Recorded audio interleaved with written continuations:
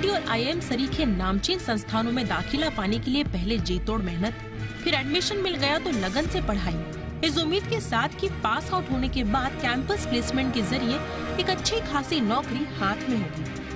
लेकिन अब ये उम्मीद इस बार तमाम छात्रों के लिए नाउम्मीदी में तब्दील होती जा रही है।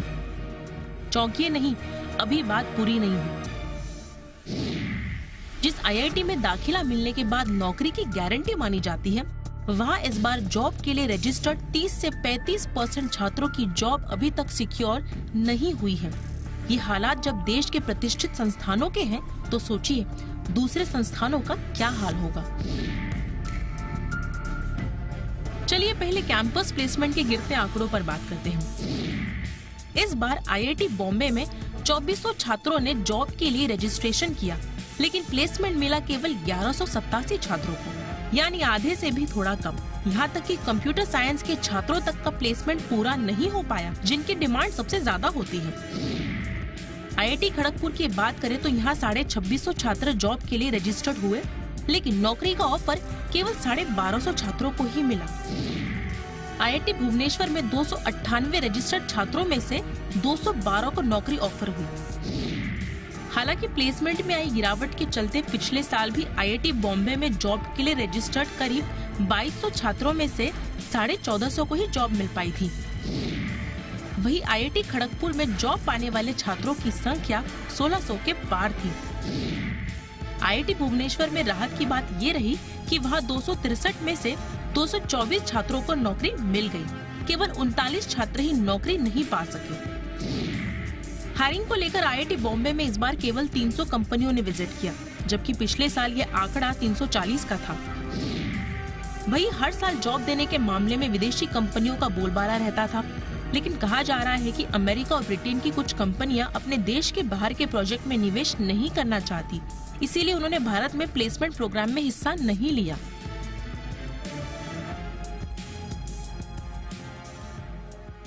आईआईएम जैसे प्रबंधन संस्थानों में भी छात्रों को नौकरी मिलने में दिक्कतें आ रही हैं। आईआईएम लखनऊ में इस बार 72 छात्रों को प्लेसमेंट नहीं मिल पाया। वहीं बिट्स पिलानी के छात्रों के साथ भी यही रोना है। कई छात्र तो ऐसे होते हैं जो एजुकेशन लोन लेकर महंगे नामचीन संस्थानों में पढ़ाई करते हैं। ऐसे में प्लेसमेंट में आई गिरावट से उनकी मुश्किलें बढ़ गई हैं।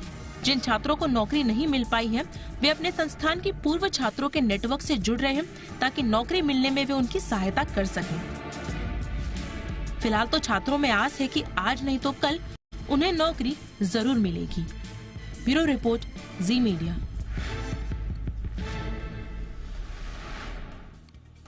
बहुत ही खास मेहमान आज की चर्चा के लिए हमारे साथ जुड़ चुके हैं। स्वागत कीजिए अशांक देसाई सर का, जो कि फाउंडर एंड सीईओ हैं मैस्टेक के। बहुत बहुत स्वागत है सर आपका शो पर। हमारे साथ हैं Sonika Aaron, managing partner, marching sheep HR consultancy. बहुत बहुत स्वागत है सोनिका जी आपका शो पर। हमारे साथ हैं माया नायर, एग्जीक्यूटिव डायरेक्टर हैं एलेक्सा कंसल्टेंसी की। बहुत बहुत स्वागत है माया जी आपका भी शो पर। सबसे पहले देसाई सर आपसे ही चर्चा की शुरुआत कर रहे हैं। ये क्या हो रहा है सर? क्या वाकई में जॉब्स नहीं है, या एक थ्योरी ये भी कह रही है कि पैकेजेस ही ऑफर नहीं हो पा रहे हैं, तो फिर लड़के भी ज्यादा इंटरेस्टेड नहीं दिख रहे? आपकी नजर में ऐसा स्थिति क्या है?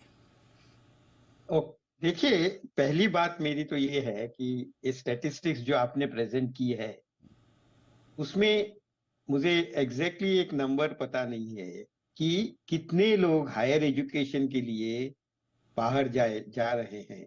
देखिए, आईआईटी में से लार्ज परसेंटेज जो है वो एमएस करने के लिए जाती है। कभी कभी लोग तो डायरेक्ट पीएचडी के लिए भी एडमिशन मिलती है।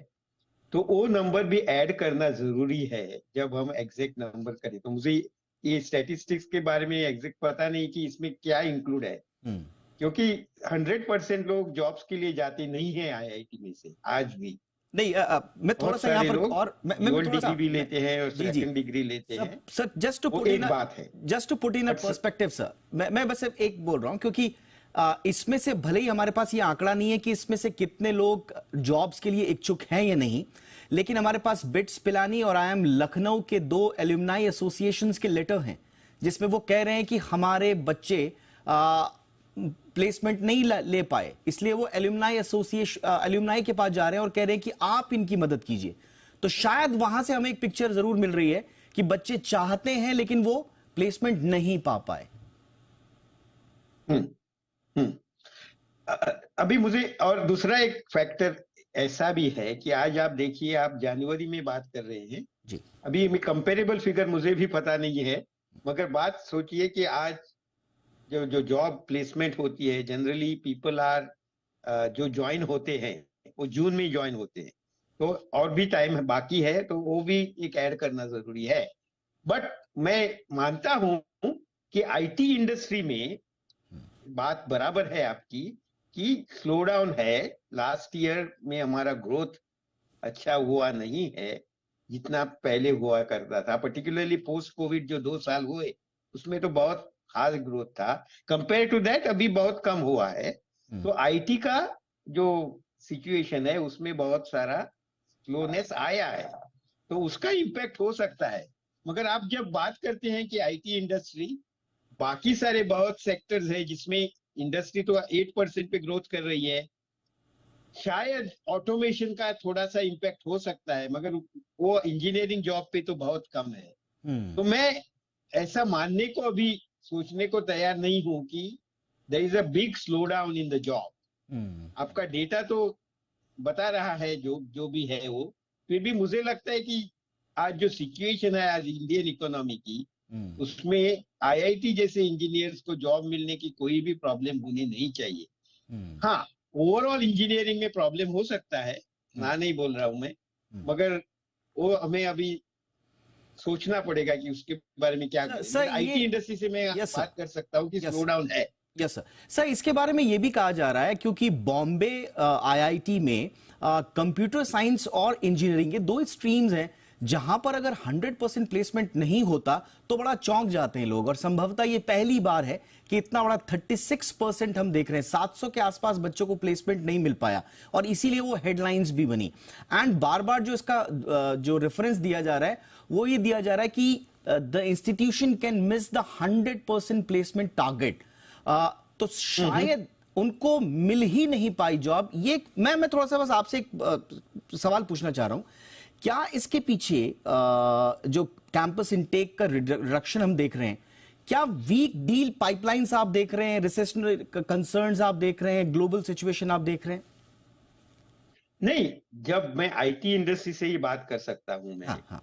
जैसे मैंने बात की कि लास्ट ईयर जो ग्रोथ रेट हुआ फाइनेंशियल ईयर 24 में, वो हमारे रेगुलर ग्रोथ रेट से बहुत कम था, ये तो फैक्ट है। तो जब ऐसी ग्रोथ होती हो तब there will be some sluggishness तो होगी ही होगी आईटी इंडस्ट्री में टू रिक्रूट मोर पीपल, क्योंकि हमने जो आदमी रिक्रूट किए थे लास्ट ईयर उसमें से यूटिलाइजेशन कम होगा जब इंडस्ट्री स्लोली ग्रोथ करेगी। तो जब यूटिलाइजेशन हमारा नीचे जाता है 80% और उसके नीचे, उसका मतलब है कि हमारे पास already people in our company are working and waiting for the jobs. तो जब ऐसी बात होती है तब न्यू रिक्रूटमेंट में थोड़ा सा स्लो डाउन आएगा। मगर मुझे ऐसे लगता है कि आईटी इंडस्ट्री ये इस दिस ईयर अभी 25 में 24 से तो अच्छा ग्रोथ होने वाला है। तो मुझे लगता है कि शायद जब हम आगे जाए इस बरस में वो उसका स्पीड बढ़ने की मुझे आशा है। जी, रिक्रूटमेंट की। जी सर, राइट सर। यानी कि इसको हम एक तरह से ये भी देख सकते हैं कि शायद एक significant bench of available freshers है ऑलरेडी, जिसकी वजह से companies are scaling down campus recruitment. But थोड़ा सा और इसको यस सर, ऑलराइट सर, मैं इसको थोड़ा सा और समझने की कोशिश करते हैं। सोनिका जी, मैं आपके पास आ रहा हूं, आपको क्या नजर आ रहा है मैम? और ये कहानी आईआईटीज, आईआईएम, बिट्स पिलानी, ये सारी है और हम देख रहे हैं कि कैंपसेस सूखे हैं एक तरह से अगर कहा जाए तो। इसके कारण क्या आप मान रही हैं? देखिए, मेरे हिसाब से इसके 4 कारण हैं। सबसे पहला कारण है कि जिस स्पेस पे टेक्नोलॉजी एडवांस कर रही है, जैसे आजकल हम AI ML की बात कर रहे हैं और बहुत सारी कंपनीज इनको अडॉप्ट कर रही हैं, और ये आईटी फंक्शन में नहीं अडॉप्ट कर रही है, हर फंक्शन को इम्पैक्ट कर रही हैं। तो उसमें क्या होता है कि रोल्स चेंज करते हैं, रोल्स चेंज हो जाते हैं। लेकिन जिस पेस पे टेक्नोलॉजी एडवांस कर रही है, हमारे एजुकेशनल इंस्टीट्यूट्स क्या उसी पेस पे बच्चों को तैयार कर रहे हैं? तो अगर जो स्किल सेट कंपनीज को चाहिए बच्चों में, अगर वो बच्चे उस तरह से कॉलेजेस में तैयार नहीं है, तो दिक्कत है हायरिंग की। एक तो पहला रीजन ये है। दूसरा रीजन ये है कि इन सब एडवांसमेंट्स की वजह से बहुत हद तक कंपनीज में प्रोडक्टिविटी हायर हो गई है, जिसकी वजह से रिक्वायरमेंट कम है। तो वो अपने एग्जिस्टिंग, आप लोगों ने बहुत सुना होगा, ले ऑफ्स हो रहे हैं बहुत बड़ी बड़ी कंपनीज में, और बहुत कई हद तक जिन लोगों को रखा जा रहा है उनको अपस्किल किया जा रहा है, न्यू रोल्स के लिए उनको रिटेन किया जा रहा है। Okay. तो इसलिए भी न्यू रिक्रूटमेंट की एज ऑफ नाउ जरूरत कम है। जो एक पॉजिटिव सेंटिमेंट था कोविड के बाद कि चलिए अभी कोविड खत्म हो गया और अब जल्दी जल्दी अपना कवर अप करते हैं जो भी लॉस हुआ कोविड में, तो जल्दी से लोग भरते हैं और हम लोग अच्छा बिजनेस करेंगे, उतना कोविड के बाद इकोनॉमी ने सपोर्ट नहीं किया। तो there was surplus of manpower in a lot of companies. तो अब जब वो था तो अब ये बच्चे कैसे अब्सॉर्ब होंगे? ये तीन तो मेन कारण नजर। Alright, absolutely. और देखिए, ये आपने बहुत वाजिब कारण बताए, तो हम इसको क्या इस तरह से देखें कि ग्लोबल जो सिचुएशन है, ग्लोबल जो स्लो डाउन है, या जो ग्लोबल दूसरे जो कंसर्न है, क्या उसकी वजह से पूरा का पूरा जॉब मार्केट जो है वो इम्पैक्ट हो रहा है? थोड़ा सा माया जी के पास चलते हैं। माया जी, आपका असेसमेंट क्या है? ये प्रेजेंट सिचुएशन जो हम देख रहे हैं, इसके पीछे के आपकी नजर में कारण क्या है? हाँ जी, आपने सही कहा, इकोनॉमिक स्लोडाउन बहुत बड़ी वजह है इस कारण के लिए कि सारे ऑर्गेनाइजेशन थोड़े से कॉशियस हो रहे हैं, उनको सरवाइव करना है। एंड जैसे मैम ने अभी बताया कि स्किल गैप भी है, तो अभी उनके पास प्रोडक्टिविटी भी फोकस है, थोड़े पोजीशंस, रेवेन्यूज भी कम हो रहे बाहर से जो आ रहे हैं। सो एक मैच करने के लिए उनको चाहिए कि हम कैसे अपने प्रोडक्टिविटी का ख्याल भी रखें, ऑर्गेनाइजेशन भी प्रॉफिटेबल हो, और हम उन्हीं स्टूडेंट्स या उन्हीं वर्कफोर्स को हायर करें जिसके पास वही स्किल्स है जो उन्हें चाहिए। जैसे अभी देखिए ना, प्रॉम्प्ट इंजीनियर, बहुत सारे पोजीशंस है लेकिन लोग है ही नहीं जिस स्किल्स के वो लोग आ रहे हैं। सो इतना बड़ा गैप है, इनके पास उतने रिसोर्सेज या रेवेन्यू भी नहीं है कि स्पेंड करे, इन्वेस्ट करे, ट्रेन करे इनको। चैटबॉट इंजीनियर्स, अभी तो सारे ऑर्गेनाइजेशन, सिर्फ टेक्नोलॉजी नहीं, आप हेल्थ केयर देखो, मैन्युफैक्चरिंग देखो, कंज्यूमर देखो, सबके वेबसाइट्स में चैटबॉट इंजीनियर्स चाहिए रन करने के लिए, चैट जीपीटी या कुछ भी। सो उस हिसाब से अगर आप देखो तो सारे ऑर्गेनाइजेशंस ऐसा देख रहे हैं कि हम इस ठहराव में हम कैसे सर्वाइव करें और कैसे इस एंटायर ईयर को। लेकिन अगर हम देखें तो फरवरी और मार्च में पोजीशंस इंक्रीज हुए हैं। हाँ, आप डेटा स्टैटिस्टिक्स बोल रहे हो कि आईटी बिट्स पिलानी में काफी कैंपस में कम हो रहे हैं, लेकिन सिचुएशन का पॉजिटिव ट्रेंड होना बहुत अच्छा लग रहा है अभी। ऑलराइट, अब एक छोटे से ब्रेक के लिए रुकते हैं, और ब्रेक के बाद हम एक बहुत ही दिलचस्प पहलू पर बात करेंगे। मैंने जितनी रिसर्च करी उसमें एक एंगल ये भी सामने आया, जिसका जिक्र मैंने देसाई सर से करना चाहूंगा छोटे से ब्रेक के बाद, कि शायद जो जॉब ऑफर्स होते थे, और खासतौर से जो प्रीमियम इंस्टीट्यूशंस हैं, IIT, IIM जैसे, वहां पर जो मोटे मोटे जॉब ऑफर्स होते थे, करोड़, 1.5 करोड़, 2 करोड़ के, शायद अब वो उतने नहीं हो पा रहे हैं। इस तरह के इंस्टीट्यूशंस की हमेशा ये डिमांड होती है कि जो भी कंपनी वहां पर आए वो एक बेंचमार्क के साथ आए, एक हेल्दी बेंचमार्क के साथ आए। लेकिन सुनने में ये आया है कि इंडस्ट्री इसके लिए तैयार नहीं है। इंडस्ट्री कह रही है कि पहले आप ये वाला बेंचमार्क हटाइए, करोड़, 2 करोड़, 3 करोड़ का, हम आपके बच्चों को लेकर जाएंगे।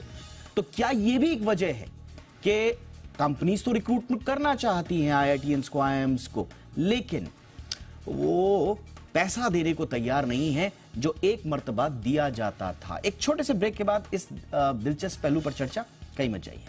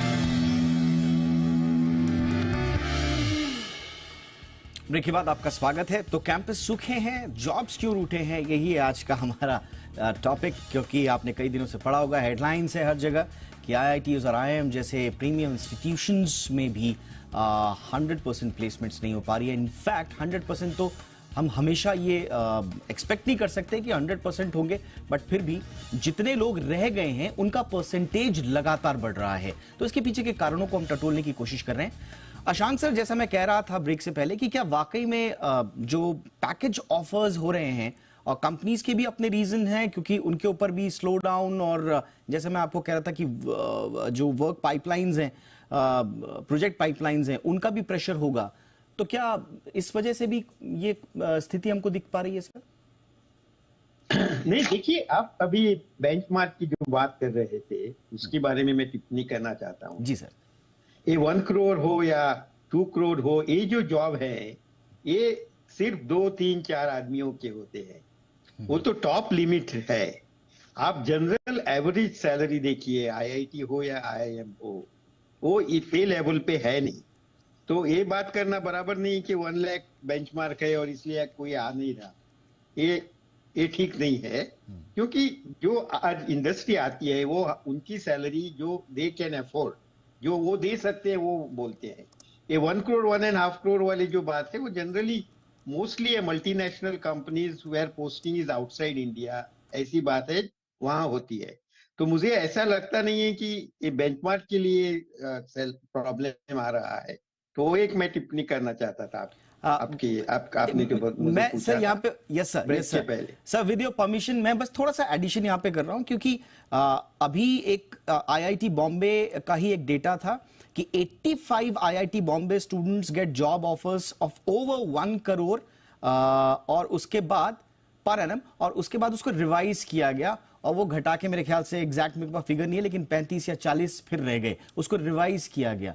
तो ये डेटा को देखकर भी कहा जा रहा है कि अच्छा खासी तादाद होती थी आईआईटी जैसे इंस्टीट्यूशन में। अगर आप 85 स्टूडेंट्स को दे रहे हो 1 करोड़ से अबव का, और वो फिर रिवाइज होकर घट के कम हो जा रहे हैं, तो शायद पैकेजेस कहीं घट रहे हैं सर, ऐसा प्रतीत होता है क्या? मुझे लगता है ये जो 85 वर्सेस 40 नंबर है, अगेन उसके पीछे जाके देखना चाहिए जी। ऐसा हो सकता है कि जो मल्टीनेशनल्स आ रहे थे और वो आईटी इंडस्ट्री से बहुत सारे थे उनमें से, मगर आईटी और कंसल्टिंग में से भी आते हैं। कंसल्टिंग में से पर्टिकुलरली इनपुट्स बहुत ज्यादा होती है। ये 85 आदमी जो लास्ट ईयर गए थे उनमें से, तो देखना जरूरी है कि कौन नहीं आ रहा है इस बरस में, और उससे पता चलता है कि हम कमेंट कर सकते हैं उसके बारे में। शायद वो 2-4 कंपनियां हो जो आती थी और जो आ नहीं रही हैं, उसकी वजह से ये प्रॉब्लम हो सकता है। मगर उसका प्रोजेक्शन ओवरऑल जॉब सिचुएशन में करना ठीक नहीं होगा, ऐसा लगता है मुझे। क्योंकि ओवरऑल जॉब सिचुएशन है वो ऑल ओवर इंडस्ट्रीज में है, वो बहुत सारे सैलरी लेवल पे है और इससे बहुत कम लेवल पे है। ये एक बात मैं कहना चाहता हूँ आपको। Right sir, right. कोई 85 जो आदमी बोल रहे हैं आप, तो सिर्फ 7-8% लोग हैं, समझे ना? जी। 1000-2000 में से 85, तो आप 4-5% की बात कर रहे हैं। हमें 96% लोगों की बात करना जरूरी है। Right sir. और उनको जॉब मिलती है कि नहीं, वो इम्पोर्टेंट। Well said sir. और मैं सोनिका जी आपके पास में आऊंगा। ये पैकेजेस का ट्रेंड किस तरह का है, आपके असेसमेंट्स क्या हैं? क्या उसी पैमाने पर पैकेजेस ऑफर हो रहे हैं जैसा प्री कोविड लेवल तक हम देख पा रहे थे?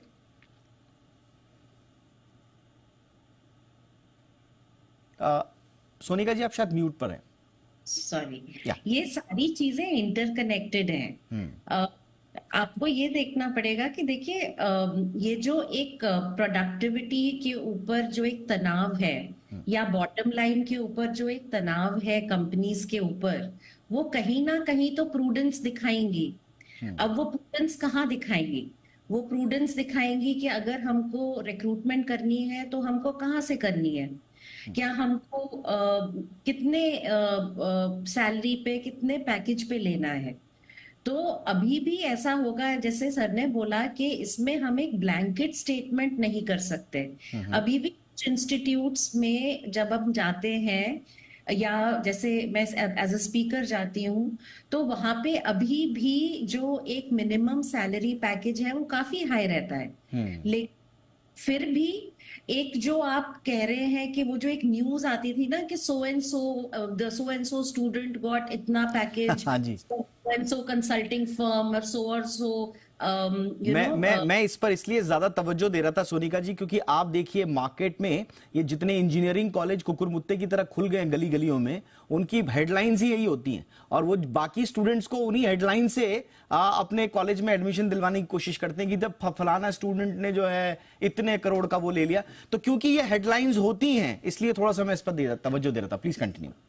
हाँ, तो वो थोड़ा कम सुनाई दे रहा है, लेकिन हाँ। जो स्तर है, क्योंकि देखिए हम कोई भी कंपनी यंग टैलेंट को जब लेती है तो क्यों लेती है, वो एक टैलेंट पाइपलाइन बनाती है फॉर द फ्यूचर।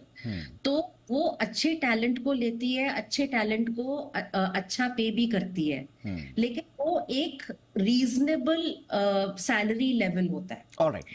और वो एक स्तर पे चल रहा है और वो वैलिड है, लेकिन वो जो आप कह रहे थे वो मुझे थोड़े कम हेडलाइंस दिख रहे हैं। ऑलराइट मैम, अब चलते हैं अगले सवाल के लिए माया जी के पास। माया जी, आईएलओ की बहुत एक रिपोर्ट आई थी ताजा और बड़ा वो चर्चा में रही कि साहब 85% of Indian youth, to be precise 83% जो अनएम्प्लॉयड हैं वो यूथ हैं, यानी कि वो 29 साल से कम उम्र के हैं भारत में। अब इस पे कितना है कैसा नहीं है इस पे थोड़ा सा डिटेल्स में हम नहीं जा रहे हैं, लेकिन एक दिलचस्प चीज इस पूरी रिपोर्ट की आईएलओ की जो थी वो ये थी कि जो ज्यादा पढ़ा लिखा है उसको कम नौकरी मिल रही है, यानी कि जो लिटरेट लोग हैं उनमें अनएम्प्लॉयमेंट रेट आप देखेंगे तो 29% है और जो कम पढ़ा लिखा है उसका अनएम्प्लॉयमेंट रेट मात्र 3% है, यानी कि जो पढ़ा लिखा है उनका 9%, 9 टाइम्स ज्यादा अनएम्प्लॉयमेंट रेट है। तो पढ़ाई लिखाई क्या ये अपराध हो गया क्या आजकल हिंदुस्तान में? अभी क्या है ना, मार्केट ऐसा चेंज हो रहा है कि पेपर का जो डिग्री है वो उतने मायने नहीं रखता जितना 10-15 साल पहले मायने रखती थी।